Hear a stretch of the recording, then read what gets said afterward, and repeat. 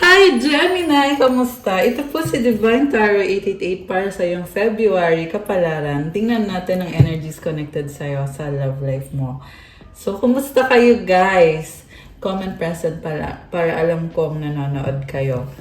So, Gemini, okay, may person dito na sobrang emosyonal. Long distance love knows no distance. It transcends time and space.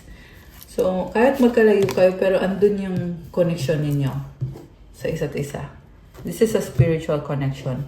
Pero, unang card is baggage. Emotional baggage can weigh down relationships, unpack it.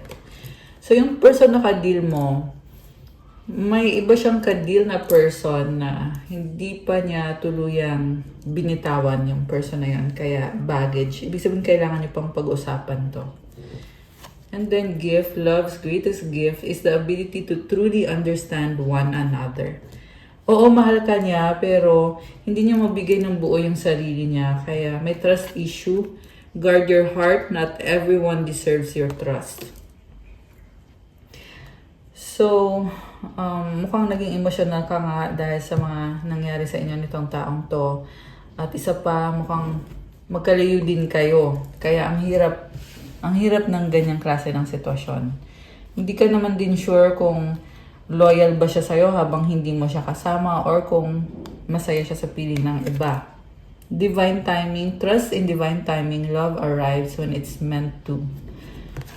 Actually, sa totoo lang may choice ka naman eh. Magsistay ka ba sa person na to or bibitawan mo ba? Kasi sa tamang panahon, may ibibigay naman din si God para sa'yo. Falling fast, love happens quickly but don't lose yourself in the process. So this time, wag mo nang madaliin. Take it slowly and i-process mo muna. If ever may bagong person na pumasok sa buhay mo, kilalanin mo muna. Wag mag-rush or wag magmadali. Kasi sa nakikita ko, kaya nga hindi nag-workout itong isang connection mo or relationship dahil masyadong mabilis sa mga pangyayari. Pero sinasabi din dito, sa tamang panahon, magkakaroon ng reconnection sa inyo nitong person na to. Or at least, yan yung inaasahan niya, yan yung gusto niyang mangyari. Okay, pero tingnan natin. Pwedeng baliktad, rules can be reversed. Also, general reading po ito, so hindi po sa lahat magre-resonate. Okay? Okay. 9 of Wands. Pagod ka na eh. Mukhang binlock mo tong person na to. So, pinaglalaban mo kung ano sa tingin mo yung tama. Pero hindi kayo nagkakasundo. Okay. 4 of Cups and the Justice card. Grabe naman. Malungkot ka sa mga naging desisyon nitong taong to. So, yeah, baka may kadikang Libra, malakas ang fire sign, Aries, Leo, Sagittarius, and water sign, Cancer, Pisces, Scorpio, and Cancer. Although this can be any sign. So, pagod ka at hindi ka masaya ngayon. So, kailangan mo munang balansehin ang sarili mo. Nakita ko mas gusto mo mag-isa ngayon. With this moon card, intense yung emosyon mo. Samantala, itong person na ka-deal mo, para siyang para siyang survival mode. Busy-busy din siya sa nakikita ko at hindi din siya masaya sa sitwasyon niya. And marami siyang tinatagong sikreto. Isa na doon, feeling niya ngayon kailangan muna niya ayusin yung sarili niya bago siya magkaroon ng relationship sa'yo. Oh, nag-end yung relationship niyo or yung connection ninyo. 10 of Swords. Grabe. So, pagkatapos nitong ending na to, magkakaroon ng bagong simula. So, I feel like this person is looking forward na mabigyan ng chance. Kasi, hindi pa niya isusuko ito. Ilalaban pa niya to. Hindi pa siya gi-give up. In fact, gusto niyang patunayan sa'yo na karapat dapat siya. So, Yun yung mahirap gawin para sa kanya. Kasi paano ba niya gagawin yun? Paano ka ba niya kukumbinsihin? Paano niya papatunayan yung sarili niya sa'yo? Kung in the first place, nasaktan ka niya. Okay, tingnan natin. Anong mga mensahe ang gusto niyang sabihin sa'yo? You have to be patient. Ibig sabihin baka masyado mo siyang minamadali, pero hindi ko naman sinasabi na mali ka. Okay? Ang gusto lang niya, mabigyan pa siya ng panahon. I've been fighting a battle I can't win. Alam mo, marami siyang challenges and in fact, lagi kanyang iniisip. Okay? Yung mga challenges niya, hindi na yun connected sa'yo. Sa personal na buhay niya yun. Yeah, I feel like sa career niya yan. I dream about a future with you.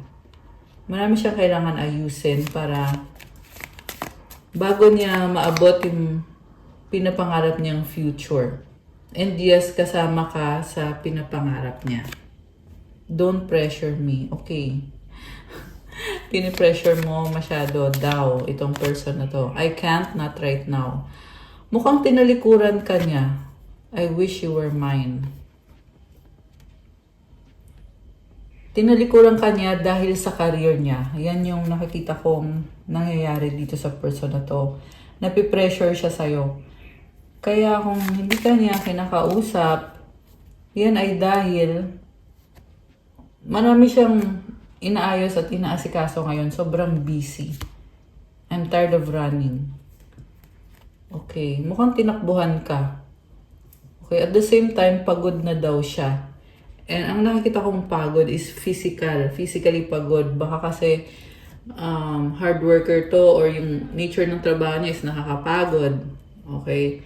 Or yung nangyayari sa kanya ngayon, sunod-sunod na kailangan niyang lumaban. Feeling niya lagi siyang kailangan magtrabaho. Or tama ba? Yun nga, mukhang nalilito na siya. Anong uunahin niya? At nalilito din siya kung paano niya ipapaliwanag to, anong sasabihin niya sa'yo. Do you miss me the way I miss you?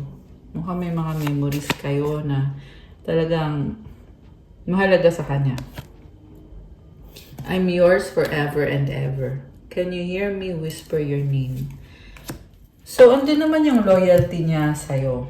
Yun nga lang, napipressure siya.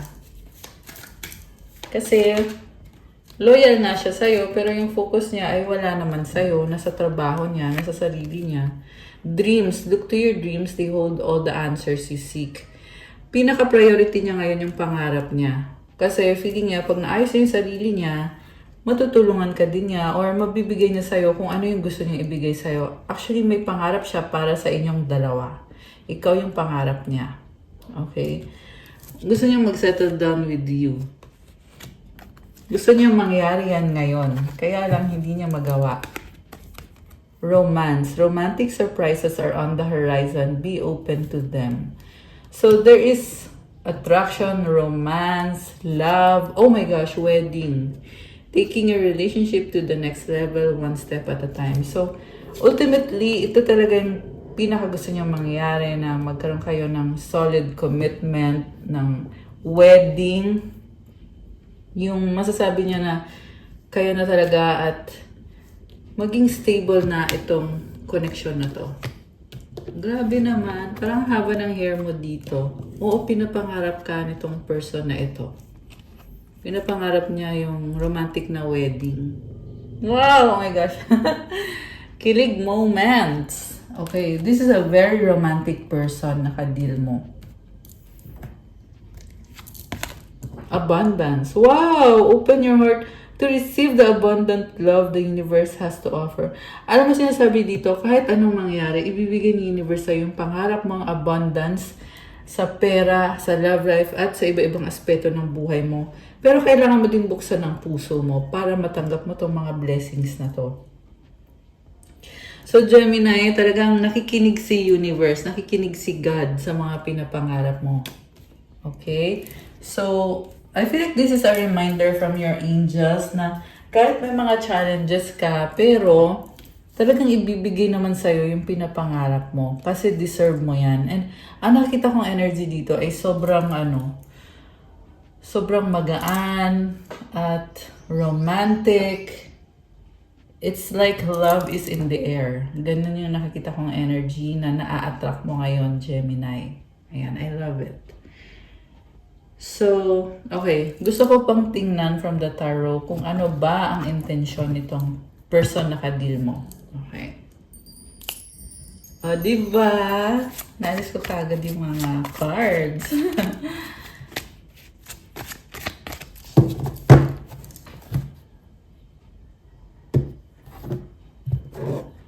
Okay. Intensyon ng person ni Gemini, the Hangman. Bakit hindi siya makakilos?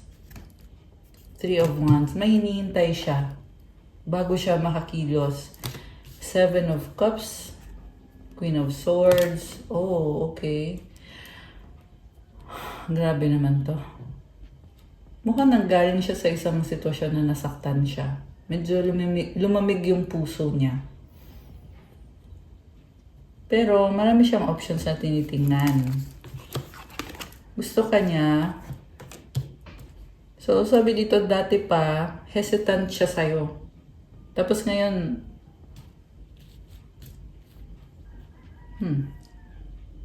hindi siya makaalis sa sitwasyon niya ngayon. Mukhang meron tong ka-deal na karmic situation or karmic person na kaya hindi niya mabigay sa'yo yung buong focus niya. The Fool sa bottom of the deck. Okay, gusto niya ng bagong simula with you. Kaya lang yung problem kasi dito sa taong to, masyado siyang malamig at hindi niya masabi yung emosyon niya. Okay. Alam niya na mahal mo siya. Nakikita ka niya as King of Cups na nagtitiis ka lang pero mahal mo siya.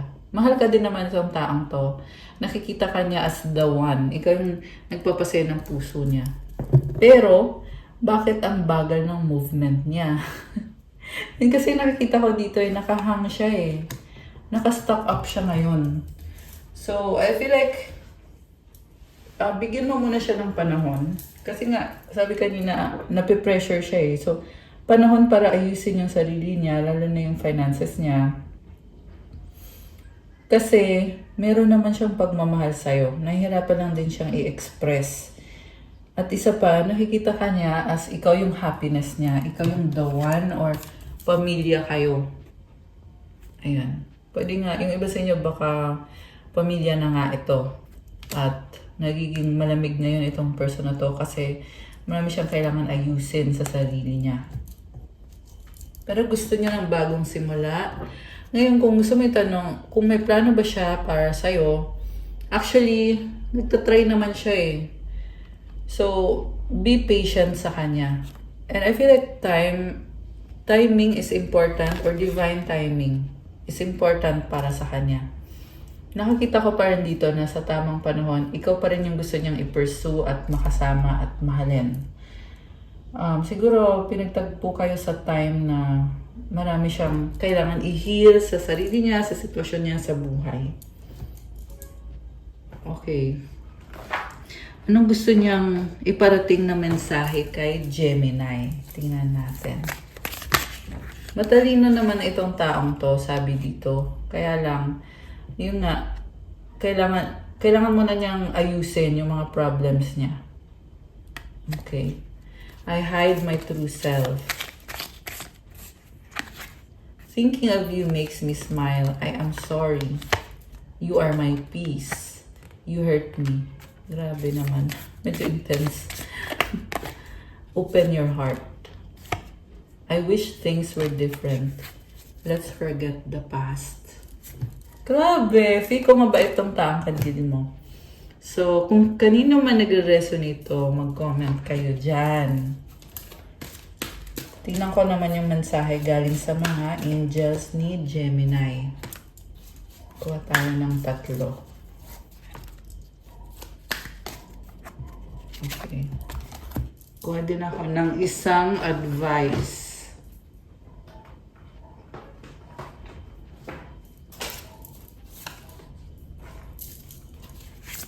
Advice for Gemini.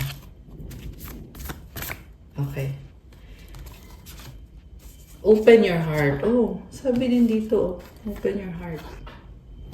So, ibig sabihin, nagiging masyadong logical, no? So, buksan mo yung puso mo. Itanong mo daw sa puso mo kung ano ba yung gusto mo talaga, Gemini. Thank you, Chamuel, for removing the barriers around my heart. Actually, mukhang nag-open na nga yung heart mo eh. Kasi andito si Archangel Chamuel for you. So, siguro mapapansin mo dati, parang merong nakabara eh, merong blockage. Pero ngayon, nagbubukas yung puso mo, naliliwanagan ka rin. Love and accept yourself. Oh my gosh, may pa-heart. Sabi ko na sa'yo eh, ito yung energy na nakita ko, na na-attract mo ngayon, Gemini, na love is in the air. Ayan oh, may mga hearts. Thank you, angels, for lovingly guiding me to self-acceptance. Kailangan mo mahalin ang sarili mo. Nakikita ko, you are very pure. So, ayun, kailangan mo lang mahalin ang sarili mo at tanggapin ang sarili mo. Kagaya ng pagmamahal din ni God sa'yo. Okay?